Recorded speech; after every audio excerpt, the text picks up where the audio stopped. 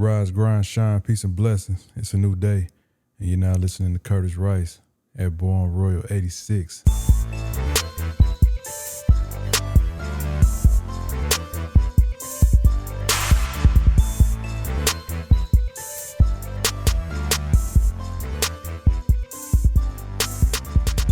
It's about that time.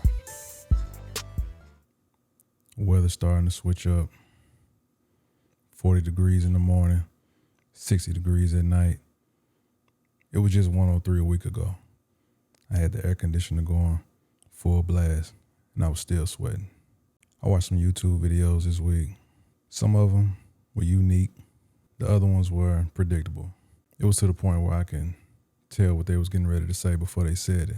At this point, it seems like they just passing around the same script over and over, saying the same things. But when I think about it, every person is telling you to record the exact same way, talk about the same topics, use the same camera. I don't want to see or hear all that. I just got to block out that type of content for a while just to see what I actually come up with. Because all this advice it's not where it's at. I don't want to hear nothing from nobody unless they really doing it. If you talking about what you about to do and ain't done it, I don't want to hear it. But one comment that I'm 100% certain that you'll see majority of the time is this question. What camera are you using? Oh, and then another question. What settings are you using? As if people are going to produce the exact same thing that you produce just because you use that camera or that setting. That shit is a trip. Either way, people more concerned with what you're using and how you're using it more than anything else, which brings pressure behind focusing on knowing it all versus actually doing the work. So once again, learning from people who are actually doing the work is more effective than people saying they'll get to it one day. Then if you got too much pride to learn, it's over before it started anyway, so that don't even matter. And then ego work can have you out here chasing validation. And I don't mind creating with people, but when I notice that their ultimate purpose is trying to compete, then I already know where you stand. Now, you're going to outdo yourself before you try to outdo me, because you running in a race with yourself. Because I ain't about to play with nobody, especially when it comes to creativity and whatever it is that I'm interested in. Like, this is not a debate. You like what you like. That's all good. I'm not going to argue with you. Do your thing. Intentional action with purpose is the key for me right now. I'm not going to get everything right, and I'm all right with that. I'm good with that.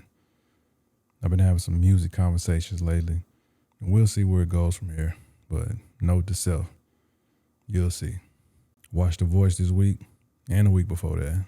Respect, shout out to Mac Royals. He ain't come to play. Amazing story and skills. So peace and continued blessings to you, because he going to the top. That's for certain. Hearing people of all ages on the show and share their stories, it was inspiring, especially when they came to execute. This week has its up and downs, and overall, I'm still alive and well, so I can't complain.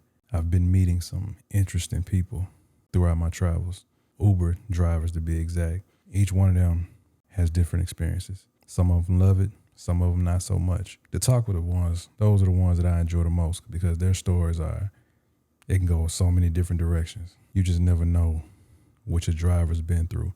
And that matters when it's all said and done. When they're in a great mood, then you don't feel so nervous about making it to your destination. The ones that are super nervous are the ones that make you reconsider, why did I end up with this driver? Because he tripping. The talkative ones are enjoyable. They share information and plays that are beneficial. Like, they really have some information and some interesting backstories if you're paying attention. The type of information that you won't find online. The Uber driver that I had late yesterday, he was cool, but I can tell that he was exhausted. He kept looking like he was about to fall asleep, kept adjusting his hat and grabbing the wheel and getting readjusted. I'm like, clearly he's tired.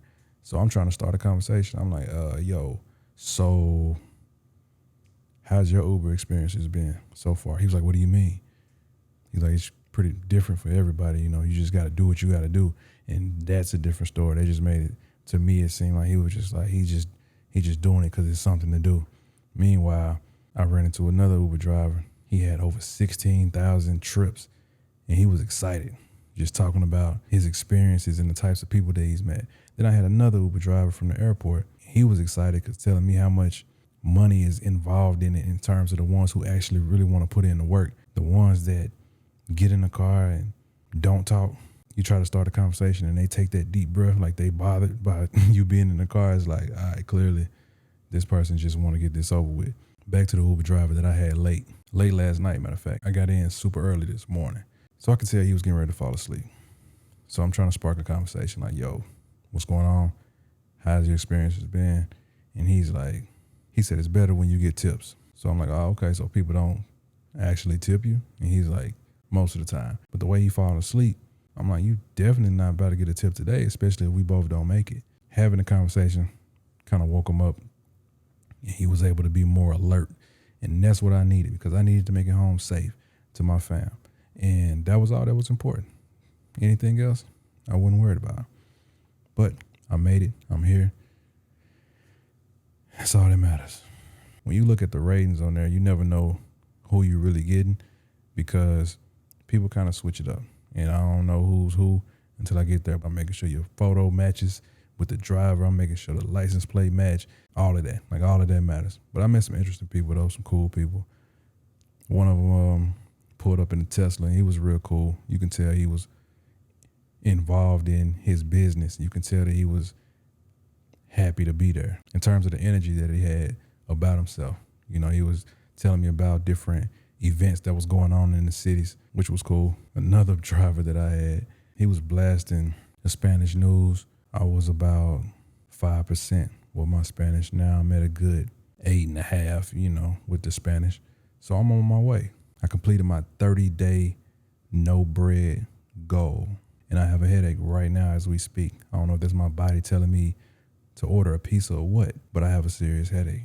Took my little man to go see Paw Patrol earlier this morning. And you got to keep your word, because kids don't forget. You be surprised what kids remember. And he wouldn't let me forget. And I enjoyed it, though. We had a great time. He was super excited. He couldn't even hold it in. He was ready to go.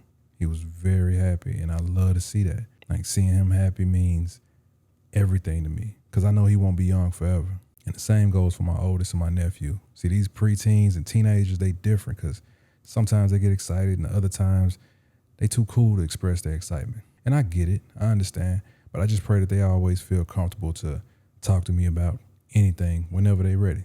That's the part that life brings sometimes. Sometimes people want to talk, sometimes they don't. You can't force people to talk, especially your kids.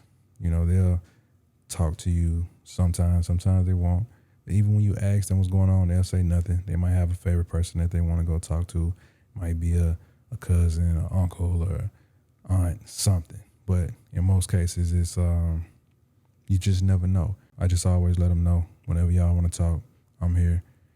But taking my little man to go see Paw Patrol meant everything, especially with everything that's going on right now. So just seeing that enjoyment, that happiness, and his energy was grand, and I love it. Just got a new song stuck in my head from the movie. So, and he sings it, and he remixes everything. And it reminds me of all the songs I used to probably butcher coming up, because I realized I didn't know the words like I thought I did. I was making up whatever was close to it, and it sounded great to me.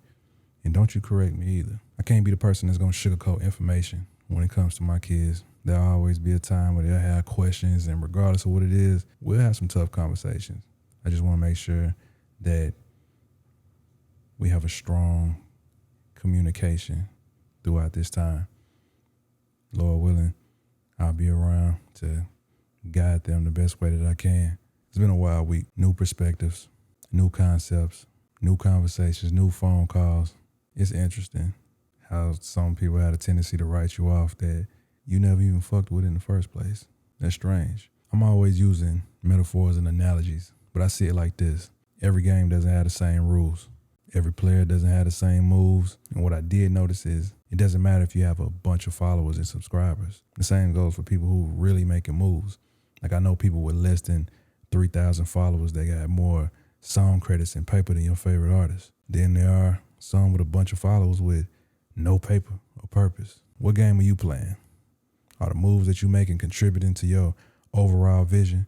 That's a question that I found myself highlighting, because running around doing a lot of this busy work ain't where it's at. It's time to recalibrate and make sure what I'm doing is really aligned to what I'm supposed to be doing. Because that unfulfillment, it leads to something a whole lot worse when it's said and done. Having fulfillment in what it is that I'm doing means more than anything else.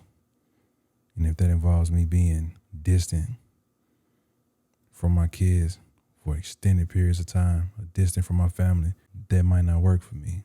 That's all about having them non-negotiables in play, because some things you have to stand on, and you might be the only person standing on them, but you got to do it. Because when time goes, and it's going to go regardless. But I know these kids won't be young forever. My 12-year-old already taller than me. And at this point, I'm kind of glad he not dunking, because I feel like he'll try to dunk on me first chance he get. So whenever he get this basketball thing down, I know he going to try to make up for lost time, for making him take out the trash and wash dishes and stuff. So I feel like the first chance he gets, he probably going to try to windmill, jump over me and dunk. Probably some disrespectful type of dunk, because I can see it in his eyes. But my head is pounding so bad right now. So I'm wrapping this up. Whatever it is that you're doing, stop making excuses, man. Just start. Stop watching all these videos. That shit is discouraging you. People telling you a million different ways to do something that you can just do. Like, what you can do is not what they're doing. You might be 1,000 times doper than them in what you're doing as far as your craft. If you're a great chef, why are you taking advice from rappers on how to cook? You got the recipe. But when it's all said and done, live your life to the fullest. Live it the best way you see fit. Whether you do or don't, it's on you regardless. Greatness is ageless.